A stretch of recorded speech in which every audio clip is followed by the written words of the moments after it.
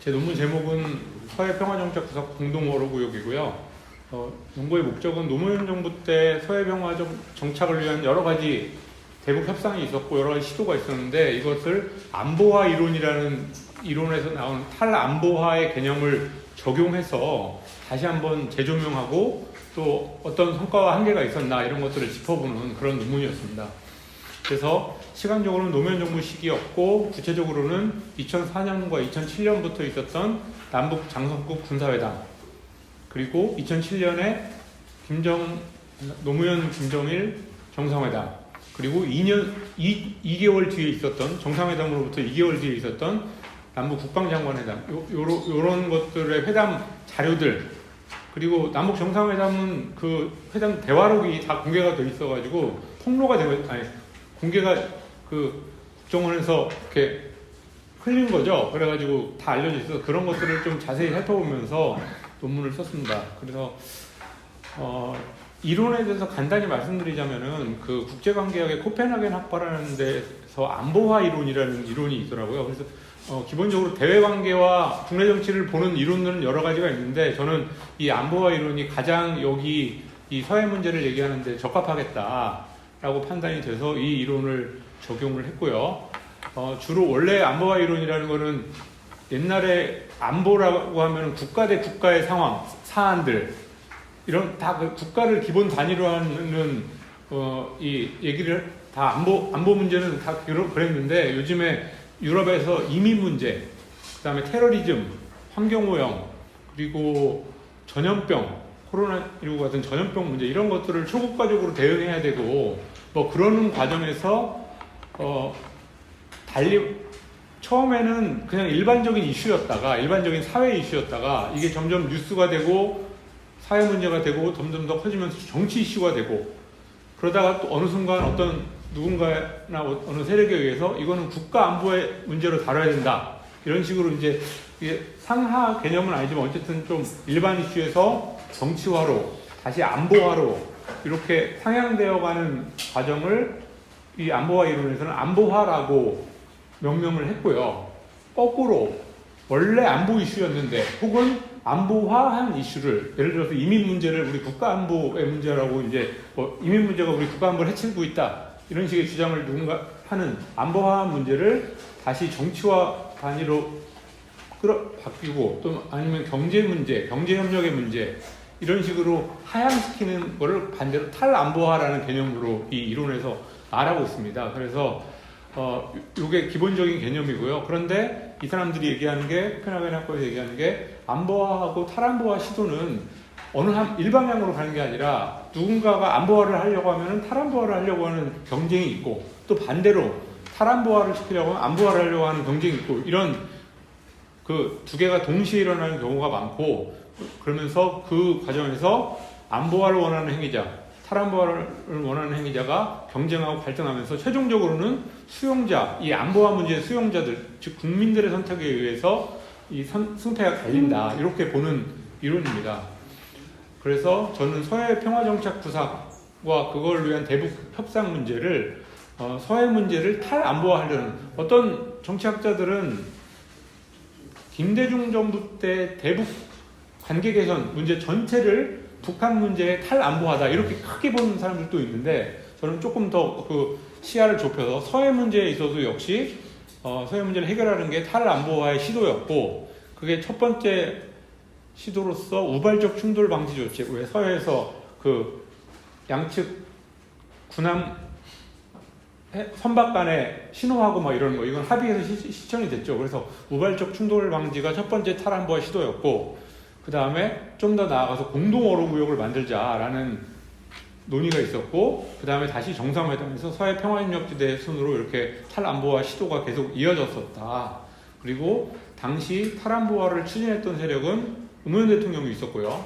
그 다음에 노무현 대통령과 청와대 참모들 그리고 정부 부처로는 통일부와 해수부 이쪽에서는 탈안보화를 원하는 쪽이었고 반대로 안보화를 이게 사실 안보화라는 말이 안 붙는 게 맞는데요. 안보 문제입니다. 원래 기본적으로 서해 경계선 문제는 안보 문제인데 이거를 그 상태로 유지하고 싶었던 사람들은 보수야당, 당시 보수야당, 그리고 보수 언론들, 또 군 일부의 사람들, 이렇게 해서 요 3자 동맹이다 이렇게 규정을 하고 요 양 두 세력 간의 경쟁과 갈등이 서해 문제를 두고 벌어졌다, 이렇게 보면서 그 당시 상황을 제가 다시 재해석하는 그런 시도를 했습니다.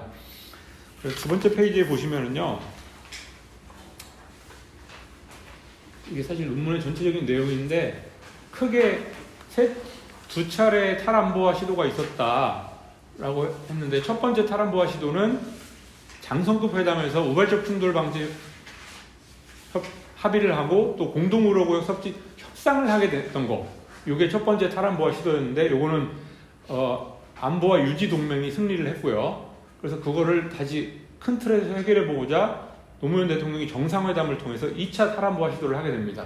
근데 이 종결은 서해 평화협력 특별지대를 만들자라는 합의로 끝났지만, 사실은 그래서 좀 모호하게 끝내서 2차 탈안보화 시도는 모호하게 끝냈고, 마지막 장관급 회담에서 그 최종 시도를 했는데 그게 좌절되면서 최종적으로 안보와 유지 3자 동맹의 승리를 종결되는 그런 과정이었다라고 보고 있고요. 조금 자세하게 1차 탈안보화 시도 때의 상황을 살펴보자면, 장성급 회담에서 2004년 육사 합의라는 걸 맺어서 아까 말씀드렸듯이 우발적 충돌 방지라는 아주 기초적인 조치를 취해서 시행을 했습니다. 여기까지는 상당한 성과였고요. 그리고 나서 2006년에서 7년 또 정상급 회담을 계속하면서 공동어로 구역을 설치하려고 했습니다. 그렇지만 결과적으로 합의에 이르지 못했고, 왜 그랬냐? 이 공동어로 구역을 협상상 구역을 만들어야 되려면 결국은 지도를 펴놓고 어디에다 만들 거냐를 따지게 되고, 그러면 서해 경계선 문제를 얘기하지 않을 수밖에 없는데, 이 당시 협상의 주역은 군부였습니다. 그러면서 군부는 탈안보화를 원치 않았는데, 이런 사람들이 협상을 주도하면서 선논쟁의 성격이 오히려 더 격화되는 이런 과정이 있었고, 그래서 결과적으로 좌절되는, 이게 첫 번째 탈안보화 시도의 좌절이다라고 봤습니다. 그 다음에 2차 탈안보화 시도는 정상회담인데요. 다 잘 아시다시피 14정상선언 5조에 서해 평화협력 특별지대를 만들자라고 합의를 했고, 그 구체적인 내용은 가장 중요한 거는 역시 공동어로구역을 만드는 거고요.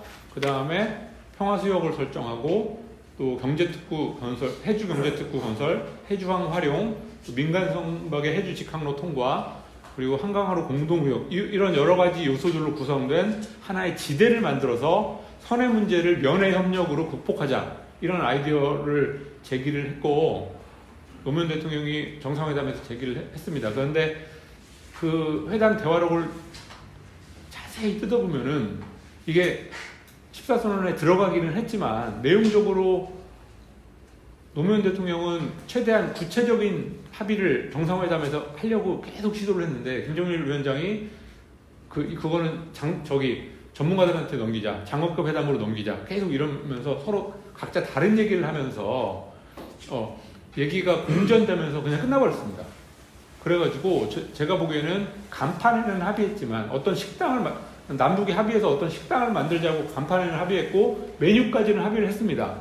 근데 이 주 메뉴인 남북 공동 어로구역을 어떻게 만들 거냐, 남쪽식으로 만들 거냐, 북쪽식으로 만들 거냐, 이거에 대한 이게 50년간 싸워온 주제인데, 이거에 대해서는 합의를 하지 못하고, 그래서 간판과 메뉴까지는 합의했는데 실질적으로 메인 메뉴를 어떻게 만들 거냐에 대해서는 합의를 하지 못하다 보니까 내용상 불충분한 합의가 됐다라고, 사실 당시 정부에서나 웬만한 전문가들은 다 이 굉장한 그 성과라고 평가를 했었죠. 그리고 저는 한반도 문제를 다루는 기자였었는데, 저도 그런 방향으로 기사를 썼고, 근데 나중에 돌이켜서 자세히 뜯어보고 양 정상 간의 대화를 보니까 그게 굉장히 불충분한 합의였다. 사실 근데 우리 사회에서는 주로 노무현 대통령이 NLL 포기 반응을 했냐 안 했냐 이런 쪽으로 논의가 했는데, 분명 하잖아. 오히려 그 노무현 대통령이 NLL을 고집했기 때문에 이 합의가 제대로 안 된 거였는데, 그 엉뚱한 쪽에 논쟁이 형성이 됐었는데, 실제로 그거를 자세히 뜯어보면은 서로 다른 얘기만 하다가 했고, 결국은 11월 국방장관 회담으로 넘기자 이렇게 합의를 하고 끝났습니다. 그래서 불완전한 합의가 왜 됐냐? 처음에 남측에서 정상회담 전에 우리가 서해평화협력지대를 제한하자라는 거를 아이디어를 만들고 할 때 이 안보와 유지 세력의 의견을 다 들어주다 보니까 원래 이 서해평화협력특별지대라는 구상은 탈안보화를 지향하는 그런 구상이었는데 이 내적 일관성이 결여가 됐다. 그래서 그러다 보니까 모호하게 종결이 됐고, 그래서 안보화와 탈안보화 양측의 경쟁 역시 어떤 승패를 얘기할 수 없는 모호한 상태로 남겨져 있어서 다시 장관급 회담으로 넘겼는데 2개월 후에 평양에서 장관급 회담이 열렸습니다. 그런데 거기서는 역시 다시 군이 협상을 하게 되니까 결국은 선논쟁으로 똑같이 그 정상회담 전에 장성급 회담에서 있었던 논쟁이 그대로 재현이 되면서 아무것도 합의하지 못하게 되는, 그래서 형식적으로 무슨 위원회도 만들고 하긴 했지만 실질적인 진전이 하나도 없어서 결국은 그 안보와 유지 3자 동맹의 승리로 종결되었다. 저는 그렇게 평가하고 있습니다. 저는 NLL이라고 표시는 하지만 무슨 방위 경계선인가 이름도 잘 모르는, 정부 기관에서도 외교부 같은 데서도 이름도 잘 모르는 그런 상태에 있었는데, 이게 두 차례 서해교전을 겪으면서 국민들이 다 알게 되고, 그러면서 이런 영토선 이런 문제가 되면은 그 국민들 무조건 지켜야 된다는 쪽으로 생각이 움직이기 때문에 그런 것들을 잘 이용해서 그 안보와 유지 동맹이 정부의 행동 반경을 강하게 제약을 했습니다. 그래서 면회 협력을 추구한다고 서해평화협력지대를 제안했고, 정상회담 당시는 아니지만 당시에 자료를 북측에 넘겨주면서 그 정상회담 전체 조감도를 보면은 공동어로구역이 몇 군데 설정이 돼 있는데 그게 다 NLL 기준으로 해서 남북이 같은 면적을 양보해서 공동어로구역을 만들자라고 했는데, 북한은 그 NLL 기준이라는 것 자체를 인정하지, NLL을 유령선이라고 하고 NLL 기준이라는 것 자체를 인정하지 않는데 그러니까 내적 일관성이 결여되어 있다, 이런 평가를 할 수밖에 없었는데, 그렇다고 그 노무현 대통령이 진정성이 부족했냐 이런 건 아니고요. 어쨌든 이 남측의 여론에 강하게 행동 반경을 제약하다 보니까 어쩔 수 없는, 그리고 정권 말기였고 그 차기 정권이 보수당으로 야당으로 넘어갈 가능성이 굉장히 높은 시기였고, 그러다 보니까 어쩔 수 없는 그런 현상이 벌어지지 않았나라고 했고, 그 다음에 또 한 가지 지적할 수 있는 거는 공동어로구역 협상의 전반을 군부에 맡긴 거는 이 정권의 전략 미비에 주된 측면이고, 군부는 기본적으로 이 군사적인 관점에 치우칠 수밖에 없는데 이걸 탈안보화 협상을 군부한테 해라라고 하는 거는 좀 비현실적이었다. 그래서 청와대 컨트롤 타워 아래 종합적인 추진 체계를 만들어서 여러 가지 부처도 같이 참여하고, 그러면서 군의 의견을 충분히 듣되 그 방향 일관성을 유지하는 걸로 취사 선택하고 그렇게 했어야 되는데, 모든 거를 다 포용하려고 하다 보니까 노무현 대통령도 정상회담 전에 남긴 말을 보면은 이렇게 다 묶어놓는다고, 해결된 경계선 문제는 남는다, 이렇게 회의적인 말을 되게 많이 하더라고요. 그러면서 그렇지만 어쨌든 뭐 경제협력 같은 걸 많이 하다 보면은 경계선 문제도 사라지지 않겠냐, 뭐 이런 식으로 좀 봉합하는 얘기를 했는데, 결과적으로 그 문제가 북한과의 협상에서는 아무런 효과를 발휘하지 못하는 그렇게 됐습니다. 그런 내용을 전반적으로 제 논문이 담고 있고요. 아까도 말씀드렸듯이 저는 대북 협상과 국내 정치의 상호관계에 초점을 둔 연구였고, 근데 이제 북한 변수, 그래서 북한이 뭐 어떤 협상 목표가 있고 전략이 있고 내부적인 특성이 어떻고 이런 것들은 좀 고려하지 않았습니다. 왜냐하면 그거를 알기도 힘들고 다 짐작하고 추측으로밖에 할 수밖에 없기 때문에.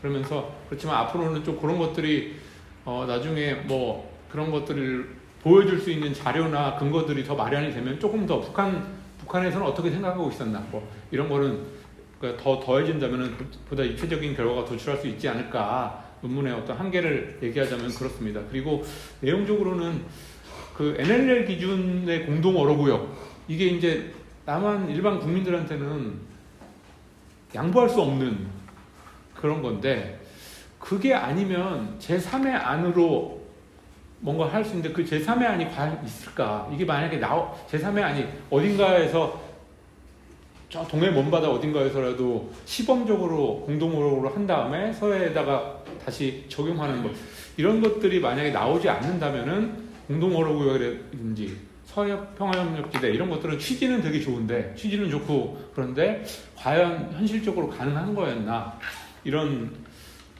이상론에 그릴 수도 있지 않나, 이런 얘기를 할 수 있을 것 같고요. 제가 이 논문을 쓰고 좀 시간이 지나면서 생각한 부분은 그런 거였습니다. 노무현 정부 때 노무현 대통령을 포함해서 그 참모들이 공개적으로 했던 발언은 서해 문제는 한반도 평화의 화약고다. 그래서 서해 문제를 풀지 않으면 한반도 평화는 없다. 첫 열쇠다. 첫 단추를 거기서 띄워야 된다. 이런 얘기를 되게 많이 하거든요. 그래서 이렇게 정면으로 다루고 그랬는데, 제가 쭉 처음에는 저도 과연 그런가라는 질문을 한번 해봤습니다. 실제로 진짜 핵 문제 말고 남북관계 문제에 있어서는 과연 서해 문제가 첫 단추였나? 라는 질문을, 왜냐면은 철원이나 어디에서 물론 서해에는 경계선이 없다는 문제가 있기 때문에 그렇게 볼 수도 있는데 과연 그런가 질문을 해봤고요. 그거는 답은 좀 모호하고, 나아가서 만약에 진짜 그렇다면 서해 문제가 정말 한반도 문제의 첫 단추고 화약고고 첫 열쇠가 되어야 된다라는 걸 인정을 한다 치고, 그렇다면 이 제일 중요한 문제를 제일 중요한 협상 의제로 삼아야 되는가, 제1번 협상 문제로 삼아야 되는가, 이런 거에 있어서 저는 조금 회의적이더라고요. 왜냐면은 예를 들어서 한반도 평화 전체를 볼 때 제일 중요한 문제는 북핵 문제 이런 거지 않습니까? 근데 민주당 정부의 대북 정책이라는 게 병행론, 북핵 문제와 그 외의 남북관계 문제를 같이 해가면서 서로 좋은 영향을 주고받고, 그래서 문재인 대통령이 과거에 표현했듯이 서로 앞서거니 뒤서거니 하면서 좋은 영향을 주고받으면서 풀어갈 수 있다. 이 병행론이 기본인데, 이 서해 문제도 마찬가지입니다. 실제로 이게 그렇게 중요한 문제라고 하면 이 문제부터 제1번 주제로, 제1번 협상 과제로 삼고 하는 게 과연 전략적인가? 이런 의구심이 저는 계속 아직도 가지고 있습니다. 그래서 예를 들어서 김대중 정부 때는 서해 개전이 2번이나 일어났음에도 불구하고 서해 문제를 정면으로 다루지 않았습니다. 그리고 당시에 청와대에서 어떤 공동어록 검토에 대한 자료 이런 거를 제가 논문 쓰는 과정에서 봤는데, 거기 보면은 국민 여론이 별로 좋지 않기 때문에 이건 추진하지 않는다. 공동어록 협상은 북한과 추진하지 않는다. 이렇게 결론을 내리고 덮어버리고, 2차 서해교전이 일어났는데도 불구하고 며칠 뒤에 대서경구단지에 북한의 과학자들을 초청해가지고 거기 하는 원래 계획된 남북관계 사업을 그냥 하고, 그런 것들이 이제 임동원 장관 회고록에 보면 나오던데, 그런 식으로 다른 문제들을 오히려 더 같이 해가면서 푸는 것도 전략적인 선택일 수 있겠다. 꼭 반드시 가장 중요한 문제라고 해서 제1번 협상 과제로 할 필요는 없을 것 같다. 이런 생각도 논문 쓰고 나서 해보게 됐습니다. 다른 분은 어떻게 생각하실지 모르겠지만 20분 됐다고. 예. 그래서 근데 NLL이라는 거 워낙 국민적인 정서가 워낙 예민하고 다 관심 있고, 선에 관계된 문제는 우리 독도 문제나 어떤 영토에 관한 문제는 다 아주 민감하잖아요. 근데 이렇게 민감한 문제를 제1번 협상 과제로 과연 했었어야 됐을까? 이런 거는 다시 한번 생각해 볼 여지가 있다라고 생각합니다. 이 정도로 발표 마치겠습니다.